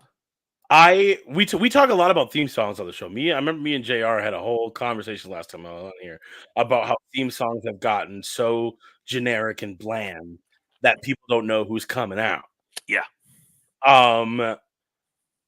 This is the swing, a big swing in a weird direction. Again, it's a TNA swing, to be real fair. Yeah, though. it is a TNA thing. Well, and even to get deeper than that, it's a Joe Hendry thing, being he wrote it. Yeah, this is what I think. I think it is. There's some things that are so bad they're good. There are some things that are so bad that they come around and they're good. I remember, was it Rob Conway who had the theme song? Just look at me, ain't I a sight to see? I remember, like, I hated that song, and then I heard it like a billion times, and I was like, well, at least I know who it is. I know who's coming out. And the Joe Hendry bit, the character, and to be honest, guys, I don't really understand it. I haven't watched a whole lot of TNA, to be fair. But, like, is he magic? Is he not magic? So, like, what's his bit? Other than just being Joe Hendry. Right. His real bit, because JR, we showed JR this because obviously when that happened, I thought the same thing. I'm like, the song is great, but, like, what's the deal? He just pops up and just yeah. So I digging. I ended up finding all his, like, indie stuff, and, like, I think what really elevated him as far as the entertainment wise, and what really helped him was if you watch his indie scene, he had that song, but he would always do some sort of, like, cover song, but it was all written about who he was about to wrestle. So there's, like, a video where he does, like, Bohemian Rhapsody, but he's, like, talking crap about the guy he's going to get in the ring with. And then he comes out and, like, singing. Yeah, he, like, actually was a musician before a wrestler. But now he's just failed at that, so he's wrestling. He's doing Joe Hendry. Like I said, there's some We talked about aura earlier. Luke had mentioned who has aura, like the big names of the past. Not saying that Joe Hendry does, but what I'm saying is it reminds me of Fandango when everyone started going da da da da da da da. It is something stupid and silly that is fun to do. It's a very good mid-card song. And if that's as far as he's trying to shoot, I think that's great. I think that's fantastic. Good for him. But the day is a new day. You know what I mean? Gen Z is taking over the seats like every time. And maybe this is just like something that they really like. Like maybe they really connect with it. Maybe they hear it and they really get pumped. And maybe it's just not for me. I don't know. Like I like it in the sense that I know who's coming out, and say his name and he appears is a good bit. Because if someone says in the ring, also it's say his name. It's good. That's good. I like that. Everything after I believe in Joe Hendry, clap clap. I believe in Joe Hendry is god awful. But the first bit, the say his name and he appears. I believe in Joe Hendry, clap clap. I believe in Joe Hendry, clap clap. Top notch. And then it takes a steep decline. It does get a little long as far as where it's going to go after that, but I lose it after the guitar. Like that it goes because he said something about like wave your hands. Oh yeah, he tells you to put your hands and wave them. And it never really seems to catch on with anybody. Everyone just wants to do the believe in. So just get that on repeat, get a little bit of instrumental, and then come back and do it again. Like stick with what works. You're like 75% of the way there, kid. Like I don't not like it. Like I don't not like it, but it's not good. If that makes any sense.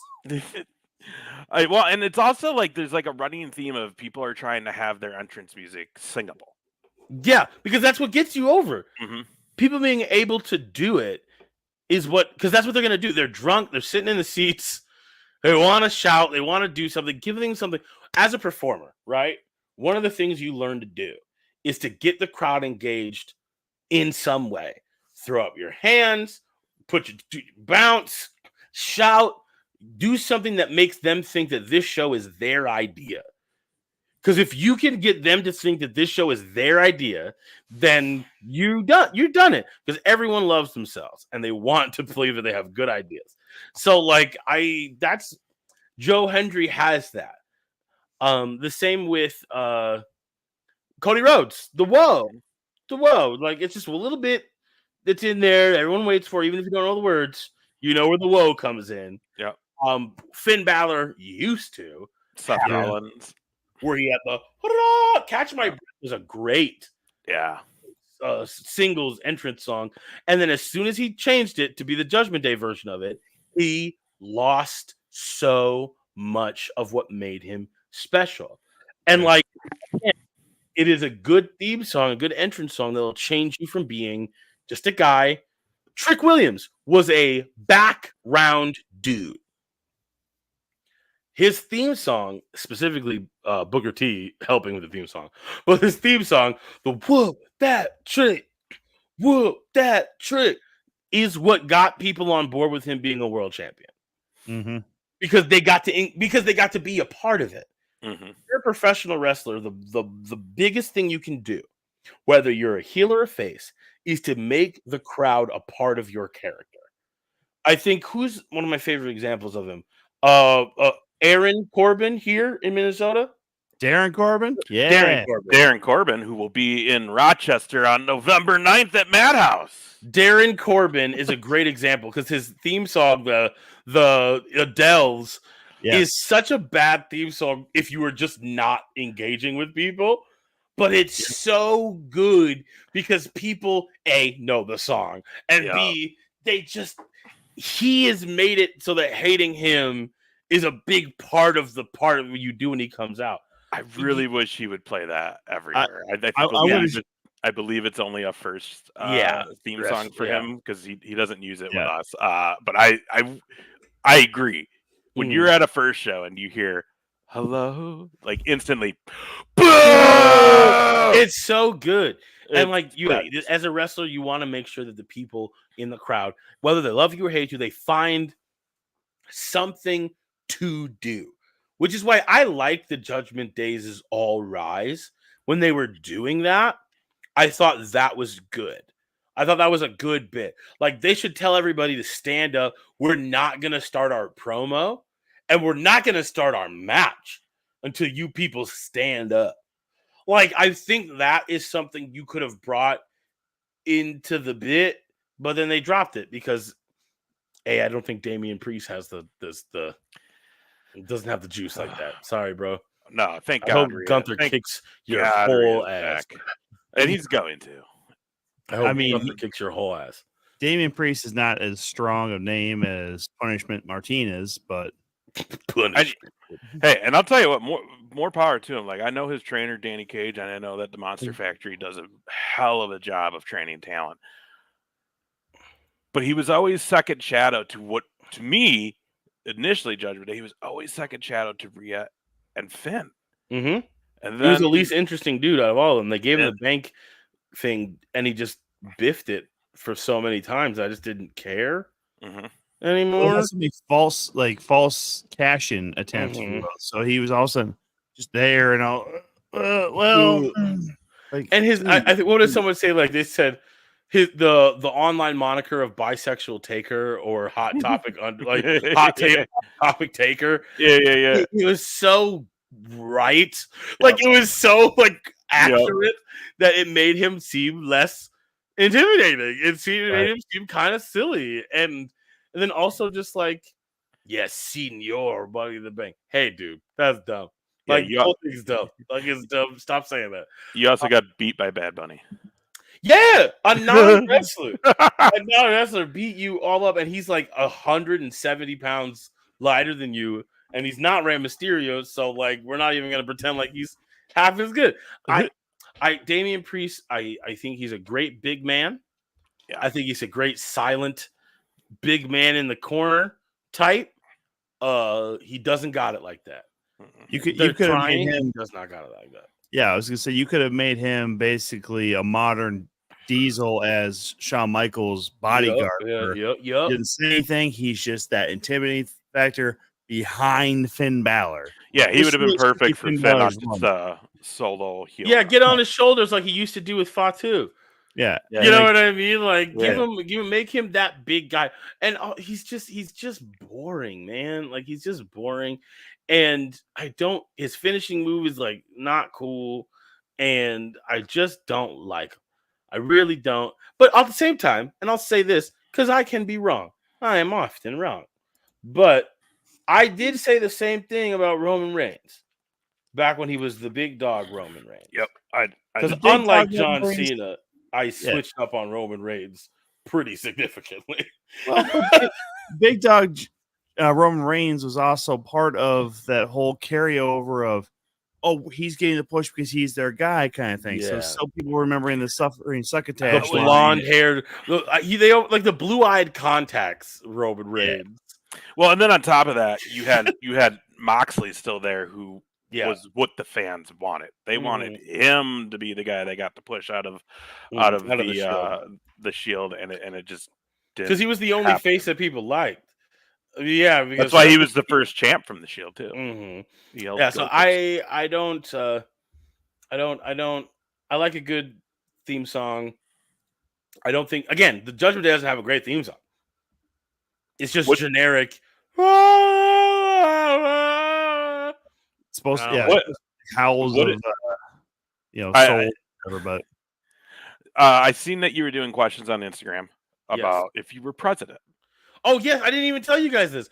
I'm running for president of the United States. It seems like anybody can kind of do it. And for a while, it was just between an actual insane person and 100-year-old man. And so I was just like, dang. Well, if it's like that, like I've never done this before, but I can figure it out. How hard could it be? So, in fact, on your show, and I did announce it on Instagram, but I'll announce it on the 2 count officially. Check your ballots, people. NUR-D is running for president of the 52 United States. You got my vote. You got my vote. But my question was, who's your running mate? You see, I haven't really decided who my running mate is yet. DJ Hayes. It could be DJ Hayes, but I said I'd put him in head of security. He's just like, he's an angry Irishman, and I might need someone like that to help me out. Clearly, the Secret Service is dropping the whole ball. So I would like for somebody who knows what they're doing. Because I have never once got punched at a show. And DJ Hayes has been sure of that. I say a lot of wild stuff. So I'd appreciate it if I have someone who's checking me out. But President D, the D stands for democracy. There it is. I love it. If you had to pick a wrestler to be your running mate. Ooh, that's a good question. Are they living or dead, or just the ones who are around right now? Well, I mean, you could possibly have an almost dead guy right there. That's true. There's a lot of 100. Yeah, I think whoever your heart contends. Like I want for any VP. Yeah. For I mean, Luke's your VP, a top shelf ticket right now. That's not a bad pick, because the top shelf team. Again, I think he was asking who your VP would be. Tom. But yeah, okay. No. You have to pick yours too. But I'll pick my VP for right now. If it's a wrestler, for my vice president, you know what? This is gonna sound a little weird coming from me, because I like me one of my brothers wrestlers. I constantly try to put them over as much as I can. But who I think would make a fabulous VP? Stone Cold Steve Austin.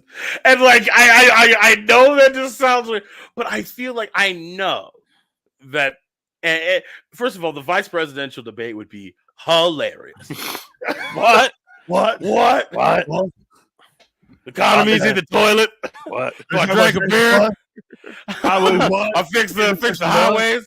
Drank more beer. Increase public transportation for the people in communities that can't reach the place they need to work. Drank some more beer. Like that's the kind of energy that I would want as a VP. And if anybody ran up on him, and then if you take me out, you're just gonna put that crazy dude in. So what are you gonna do? So that stunning everybody. The president of China. And that's the bottom line, because the vice president said so. Grab it. Oh my gosh, it was amazing. I don't know. Amazing. Wait, don't you have to be at least 35 years old to run as president? Are you old enough, NUR-D? First of all, when I'm president, I'm taking that rule away immediately. Because here's the thing. You need some energy for this job nowadays, y'all. Yeah, if I'm old enough to take a bullet for my country, I'm old enough to lead it. So if you want me to die for something, you should have let me have the chance to lead it. True. That's ridiculous. So, yeah, that's it. Whatever the age that you have to be president is the same age you have to be to join the military. So you decide that, people. That's one of the things I'm going to do. So if you don't want JoJo Siwa being president, maybe don't vote for me. Because that would probably something that happens after that. President Camacho from Idiocracy, man, just run wild. Don't talk to me about running wild and presidents. Do not talk to me about running wild. I do apologize for that. That's not what I meant. I meant again, President Camacho from Idiocracy. I apologize about that. That guy was so beautifully true about Hulk Hogan ripping up the American flag on his shirt to reveal Trump's name. Yep. If you want to know who Hulk Hogan is, if you want to know who that man is inside, it is that moment right there. I had a friend this weekend was in Lake Ozark, and he was at a bar where Hogan was at this weekend doing one of his beer promotions. And he sent me the video, and he was standing right at the bar while Hogan and this dude were just taking beers out and handing them to the crowd. And the bartender guy next to him was a black man. And I text back, and I was like, "Oh, how long did Hogan last before he said something racial?" And he was like, "Oh no, I think it was one of his guys." I was like, No, it's not one of his guys. That was so sad. Like I saw that, I wasn't shocked. I was just more like, "Damn, you were a real American. You fought for the rights of whom? Every man, if I remember correctly." And so, like, it's wild that, you know, you fought for our rights. You fought for our life. And here you are backing an absolute Iron Sheik was right. And that's a weird thing for me to say. 100%. But Iron Sheik good. yeah, clocked you. They clocked you good. Here's the thing, though. Sheiky baby loves the United States. He loves it. When I got to run sound for him in a Bob Backlund interview at Hall of Fame years ago in Waterloo, and Dan Gable showed up. I don't know if you're familiar with him, but he showed up. Obviously, Sheiky's a former Olympian as well in amateur wrestling. So when he saw Dan Gable for like 20 minutes in this room, just yelling, "Dan Gable, #1 USA, Bubba! Dan Gable, my best friend, he is #1 wrestler at USA!" Like, just, I love America, and it's because of Dan Gable. There we go. We love and this is why it felt almost like a bit when I saw Hulk Hogan get up on the stage, because I said, "Is this SNL? Is this SNL? Like, is this a joke? This is crazy." And then he did, and then he said Trump-a-mania. He said Trump-a-mania. And I was just like, who is this man? Oh, it was so disheartening. I mean, could you imagine back in the day, though, if he was hawking beers and stuff like that, it would have been say your prayers, take your vitamins, and shotgun your beer, brother. I mean, you know what? He probably would have been cooler. Maybe, I don't know. I don't know. He would have lasted a little longer in that NWO, probably. Yeah, no, that dude was that's just wild. Professional wrestlers, I know how a lot of them tend to roll, and I'm not surprised because the sport has a particular group. But wow, like, you know what I mean? But like, wow, dude. Because now what are we supposed to do? You're one of the biggest names in the thing I like to do. You know, and I just have to kind of say what it is, man. When people ask me about Hogan, I'm like, yeah, it sucks. I loved him as a kid, but it was a bummer. He's just a piece of shit now, man. Like, yeah, it sucks. I wish I'd never known about you as a person. Right? Like, I wish I would have. You'd only been the guy from Three Ninjas. Yeah.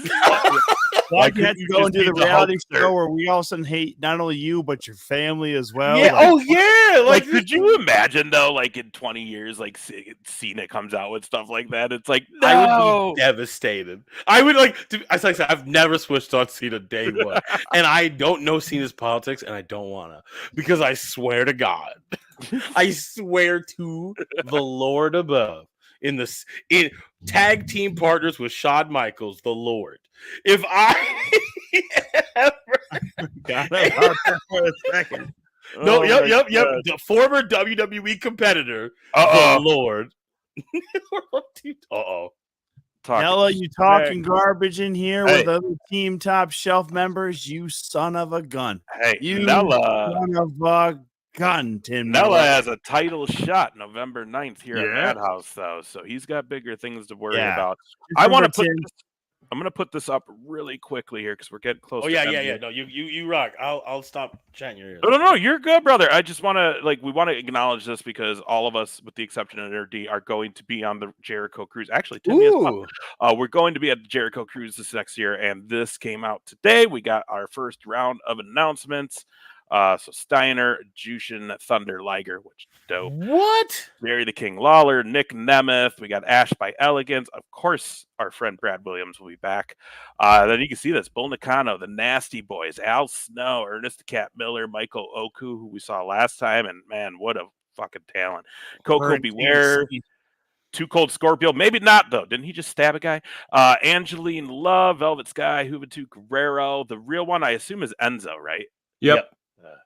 Elijah, Sunny Kiss, Viva Van, Natalie Markova, Sunny Ono, who I saw Sunny Ono in Waterloo. Oh, speaking of, I did the theme song for Sunny Ono in his brand new video game. Yes. So you'll hear me doing Sunny Ono's official ring entrance music. Hell yeah, dude. Tasha Steeles, Kid Chocolate, Mo Jabri, Dynamite Kid, Tommy Brillianton. Great White is the only name other than Fozzy that I know, and I'm probably not going to watch that. So RJ City, Jay Washington, Anya Zova. Is that the comedian? Zova, yeah. Anya Zova. of course, about a few weeks out, we'll get the actual list of who's wrestling on the boat. But that's the first wave of announcements.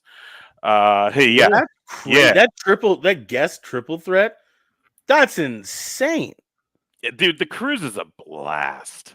We've Well, I actually was like been looking seeing, at it, I was like, what the hell? That's It amazing. is so much fun, dude. I've yeah, never been. they send out surveys after every cruise, and I've only been on the one, but every time Ace has come back, and even some of our fans like Dan in the chat and stuff like that, they've always been like, get NUR-D on the cruise, get NUR-D on the cruise. Like, heck yeah, I wrote your name in on the survey. Yeah, there's nothing but rock. And but that's then it's Jericho brings like his favorite shit, so it's all just his raw. stuff. Yeah, it's Well, his- Jericho his is one of stuff. those people who, as much as I love him as a character, he was the one who said that that Missy Elliott shouldn't have been in the Rock and Roll Hall of Fame. So we kind of know which direction he rolls, and I just pretend to not notice because it'll break my heart. Well, and the last cruise was like a month after the shit broke about him and Kylie Ray, so like that got real interesting too, because it was like, ooh, is that gonna? Luckily, the day we got on the boat was when that lawsuit came out against McMahon and Johnny Ace, so of course that became the new headline on the boat for everybody. Well, good for Jerry, I guess, but like maybe don't do stuff that's gross. Right? Well, true. Is the real takeaway. Hey, let's be good people. I don't know how that fucking should. Yeah, I mean, that seems good like people, the move. I don't know. it's always Yeah. the move. Just be good people. Unless Just there's be good. Dan or mid-level Tina in the chat, then they don't know how to be all the way up here, NUR-D. And you know what? No. Actually, that is, you know what, Tom? That is being good to them. Because if they forget their place, they might get hurt. That we're doing a favor. I feel like we're doing them a favor. That is a community service.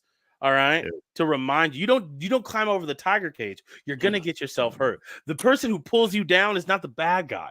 They're saving your life. Amen, man. Amen. Maybe. Maybe. Okay, real quick again, guys. August 3rd, next chance you'll see me and Tommy anywhere. We'll be in Algona, Iowa, 2:00 show at the Kasuth County Fair for Absolute Pro Wrestling. Yeah, we got a watch along tonight for SummerSlam. Then a watch along. Me and Tom might be a little late to the arrival of that, but JR will get it going. But SummerSlam watch along will happen that evening here on Twitch and YouTube as well. November 9th, Madhouse Wrestling returns to Rochester, Minnesota, and man, is this getting crazy? We already know Tim Nella, Gable Galileo are going to have a match. We know Darren Corbin's going to be in the house that night, and now we know NUR-D is going to make an appearance in Rochester November 9th at Madhouse Wrestling. So this show, have you seen the venue, my friend? Oh yeah, I've been there. Okay, so you know what's up. Oh yeah, I know what's up. I know it's the place. It's the dream. It's the fantasy. It's where dreams are made of. Yeah, guys. The castle. You the all need to be at wrestling this in the place. castle. You don't That's even understand. thing of beauty right there, y'all. So we're very, very excited for that. Do you two have any comedy coming up? August 10th, I'll be up at the Dublin in Duluth. Yeah, I dropped off a show August 10th. I'm sure some people have heard about it, but no, I'm more excited about hearing NUR-D. You have an opening ceremony show you're doing at a brewery on Friday. Is this Plus, you got a lot of stuff. I just seen you announce another show just like right before we went on today. Me? Yes, Are you talking about me? sir. Yeah. Well, yeah, I got a lot of stuff coming up, and I will tell you thusly. So, if you are in Chanhassen on a Saturday, actually, I should say this: Duluth tomorrow. I'm up Duluth at for the barbecue. Oh man, I got to make sure I get the right date here or the right place here. My apologies. I have a whole bunch of things I'm doing. Good. Yeah, we like good shows. Okay, no, here we go. Starting off, number one, Basilica Block Party. You can catch me at Basilica Block Party this year, August 3rd. I'm going to be there. It's going to be super cool. This Saturday in Chanhassen at Hackamore Brewing, we are doing an Olympic-themed show. It's going to be a lot of fun. Just so you know, it's free. It's a free show. Come through. We have Glorious Golden Ale, which is a brand new beverage I made with Hackamore Brewing. It's so delicious. And the proceeds are going towards St. Jude's Children's Hospital. So it's a good cause and it's a good time. So anytime you can do two things like that, Super fun. And then you can check me out on, we just announced this today. Was August 5th. I know where it might be, people are running around, but if you want to, I will be performing at the Vikings training camp, the inaugural opening of that at TCO with Sean Anonymous. So get to meet, if you're a Vikings fan, come meet the team, come hang out, do some games, some food, some music. It's going to be top shelf. Dude. All the way up. All the way up. Man, that is some stuff right there, dude. You are all over the place. You're just killing it, man. I'm excited for you, my friend. And did we hear something about a Mall of America thing? Oh, a Mall of America thing. That's a really good question, because you might see your boy at Saturday Night Nitro at the Mall of America, September 7th. So you'll see me with the likes of Danhausen and Nick Nemeth as we take over the MOA for one more day. It's your boy, NUR-D. It's going to be a lot of fun. So come out to that as well. Tickets are available. That's with First Wrestling, one of the amazing local wrestling groups here in the Twin Cities. I'm super excited. Hell yeah. Okay. So we're going to get out of here, guys. Make sure you join us next Tuesday. Follow us on all of our social medias to keep up to date. Again, we got that SummerSlam watch along coming. NUR-D, do not leave, just so I could holler at you once we get off the live stream here. But again, thank you everybody at Hall of Fame weekend. We got to meet a lot of these people, and oh boy, was it a great time. Specifically, Joe Malenko, Jerry and Wes Briscoe. Who else was? Arm was great. JBL was actually really good. JBL, by the way, a little bit of a creep, by the way, just a little bit to our new friend Megan Nelson. So Brock Anderson was very cool. Just a great weekend down there. We look forward to it next year. But yeah, we shall catch y'all next week. And we'll be on Twitter next week too. We hope. Yes. Back on Twitter. Yes. Bye-bye.